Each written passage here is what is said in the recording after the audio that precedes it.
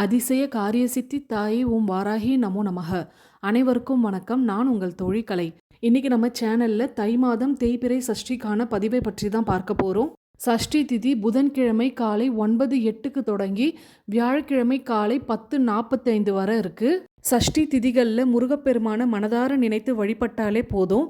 எப்பேற்பட்ட பிரச்சனைகளாக இருந்தாலும் கண்டிப்பா அதுக்கு தீர்வுகள் கிடைக்கும். உங்களுக்கு நடக்க வேண்டிய நல்ல விஷயங்கள் ஏதோ ஒரு காரணத்தினால தடைப்பட்டுட்டு இருக்கு அப்படின்னா தொடர்ந்து 6 சஷ்டிக்கு முருகப்பெருமானுக்கு 6 மாவிளக்கு தீபம் ஏத்திட்டு வாங்க. வளர்பிறை தேய்பிறைன்னு 6 சஷ்டியா கணக்கெடுத்துக்கோங்க. இந்த 6 மாவிளக்கு தீபத்தையும் முருகன் கோவில்ல ஏத்துனீங்க அப்படின்னா ரொம்பவே சிறப்பான பலனை கொடுக்கும். அப்படி கோவிலுக்கு போக முடியாதவங்க உங்க வீட்டு பூஜை அறையில முருகன் படத்துக்கு முன்னாடி இந்த 6 மாவிளக்கு தீபத்தையும் ஏற்றி வச்சு முருகனை மனதார வழிபடுங்க.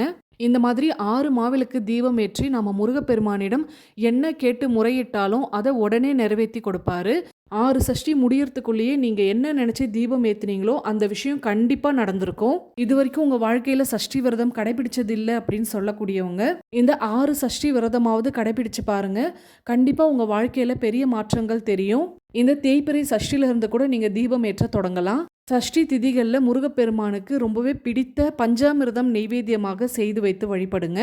அப்படி முடியாதவங்க வெறும் பாலும் பழமுமாவது வைத்து முருகனை வழிபாடு செய்யுங்க. அடுத்து இந்த பதிவில் நாம் என்ன பார்க்க போகிறோம் அப்படின்றத தெரிஞ்சுக்கலாம். முருகப்பெருமானுக்கு புதன்கிழமை சஷ்டி திதி அன்று செய்ய வேண்டிய ஒரு அற்புதமான பரிகாரம் தான் பார்க்க போகிறோம்.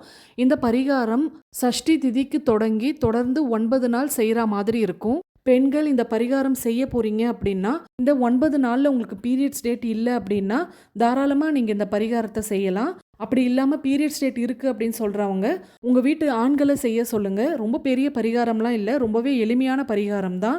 இந்த பரிகாரம் எந்த காரணத்தினால செய்ய போகிறோம் அப்படின்றத முதல்ல தெரிஞ்சுக்கலாம். இந்த பரிகாரம் செய்யறதுனால ரொம்ப நாளாக ஜவ்வு மாதிரி இழுத்துட்டு இருக்க விஷயம்னு சொல்லுவாங்க பாருங்க, அந்த மாதிரி ரொம்ப நாளாக நடக்காமல் இழுத்துட்டே போகிற விஷயம் எதுவாக இருந்தாலும் கண்ணிமைக்கும் நேரத்தில் நடந்து முடிஞ்சிடும். ரொம்பவே சக்தி வாய்ந்த இந்த பரிகாரம் செய்ய நமக்கு என்னென்ன பொருட்கள் தேவைப்படும், இந்த பரிகாரம் எந்த நேரத்தில் செய்யணும், எப்படி செய்யணும், இதெல்லாமே நம்ம இந்த பதிவில் தொடர்ச்சியாக பார்க்க ஆரம்பிக்கலாம். இந்த பரிகாரம் எந்த நேரத்தில் செய்யணும் அப்படின்னா புதன்கிழமை புதன் ஹோரையில் தொடங்கி தொடர்ந்து 9 நாளுமே புதன் ஹோரை இருக்கக்கூடிய நேரத்தில் தான் செய்யணும். நார்மலாக கேலண்டர்லேயே எல்லா ஹோரைகளையும் கொடுத்துருப்பாங்க. கேலண்டரில் இல்லை அப்படின்னு சொல்லக்கூடியவங்க இப்போ ஸ்க்ரீனில் காட்டிகிட்டு இருக்கேன் பாருங்கள், இதெல்லாம் ஒவ்வொரு நாளுக்குரிய ஹோரைகள். இதை ஸ்க்ரீன்ஷாட் எடுத்து வச்சுக்கோங்க.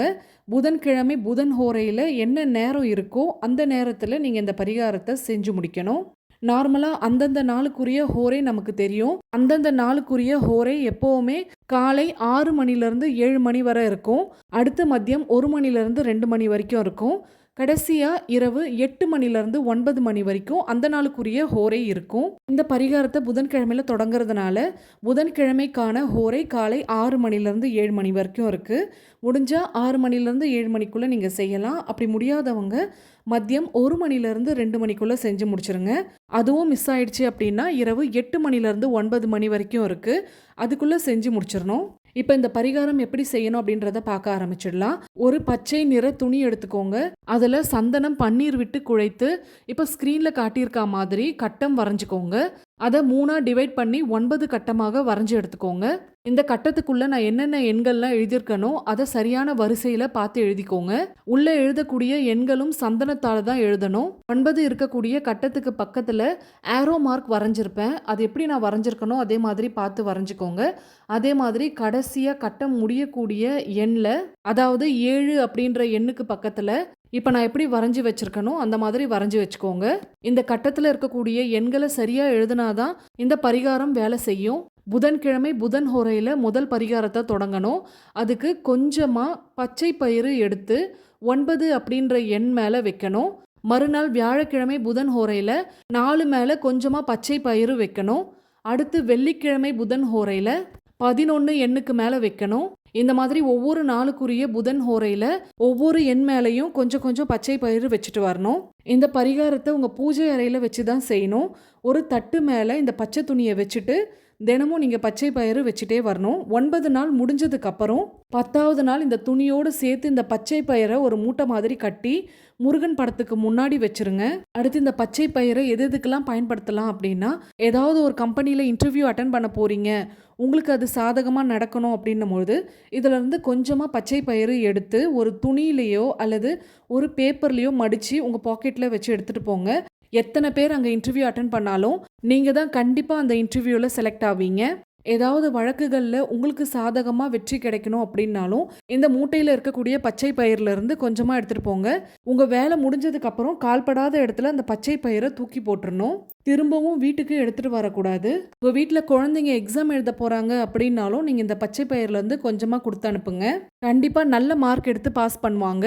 ஏதாவது பணம் வசூல் பண்ணுறதுக்கு கிளம்புறீங்க அப்படின்னாலும் நீங்கள் இந்த பச்சை பயிரை பயன்படுத்தலாம். இந்த மாதிரி எந்தெந்த விஷயங்கள்லாம் உங்களுக்கு சாதகமாக நடக்கணும் அப்படின்னு நினைக்கிறீங்களோ இந்த பச்சை பயிறு உங்கள் கூட இருந்ததுன்னா கண்டிப்பாக வெற்றி உங்களுக்கு தான். நிறைய பேர் வாழ்க்கையில் சக்ஸஸை கொடுத்த இந்த பரிகாரம் கண்டிப்பாக உங்களுக்கும் உபயோகமாக இருந்திருக்கும் அப்படின்னு நான் நம்புகிறேன்.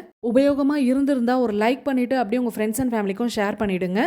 மறக்காமல் சப்ஸ்கிரைப் பண்ணிவிட்டு பக்கத்தில் இருக்க பெல் சிம்பிளை கிளிக் பண்ணிவிட்டு அதில் ஆல்னு கொடுங்க. மீண்டும் அடுத்த பதிவில் சந்திப்போம். அதுவரை நன்றி, வணக்கம்.